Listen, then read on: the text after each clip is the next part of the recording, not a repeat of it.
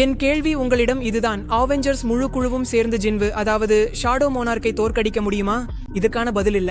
ஜின்வு எந்த ஒரு இறந்த மனிதனையும் எளிதாக உயிர்ப்பிக்க முடியும். உயிர்ப்பிக்கப்பட்ட பிறகு அந்த கதாபாத்திரம் ஜின்வுவின் விசுவாசமான சிப்பாயாக மாறிவிடுவான்.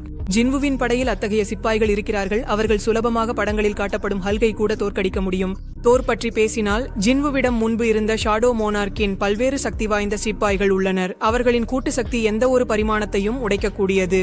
இதன் அர்த்தம், ஜின்வு மார்வெல் யூனிவர்ஸில் போர் செய்ய வரும்போது ஜின்வுவின் எண்ணற்ற சிப்பாய்களின் சக்தியால் மார்வெலின் முக்கிய யூனிவர்ஸ் அழிந்துவிடும். மேலும் ஜின்வு எந்த அவெஞ்சரை கொன்றாலும் அந்த அவெஞ்சர் மீண்டும் உயிருடன் எழுந்த பிறகு எப்போதும் ஷாடோ மோனார்க்கின் சிப்பாயாகவே இருப்பான். ஜின்வு ஒரு ஏறப்பட்டவன். இப்போது மான்வாவில் பல்வேறு மல்டிவர்ஸ் கடவுள்களுடன் சண்டையிடுகிறான். ஜின்வுவின் ஷாடோ திறமை அவனை எவ்வளவு வேண்டுமானாலும் சக்தி வாய்ந்தவனாக இருக்க அனுமதிக்கிறது. ஜின்வு எங்கே வேண்டுமானாலும் டெலிபோர்ட் செய்ய முடியும். மேலும் வெவ்வேறு பரிமாணங்களில் பயணம் செய்வது ஜின்வுவின் சாதாரண திறமைகளில் ஒன்றாகும். சரி, இதுதான் என் கருத்து. உங்கள் கருத்துப்படி இந்த போரில யார் வெற்றி பெறுவார் என்று கண்டிப்பா கமெண்டில் சொல்லுங்கள். புரியவில்லை என்றால் மீண்டும் சொல்கிறேன், பாருங்கள்.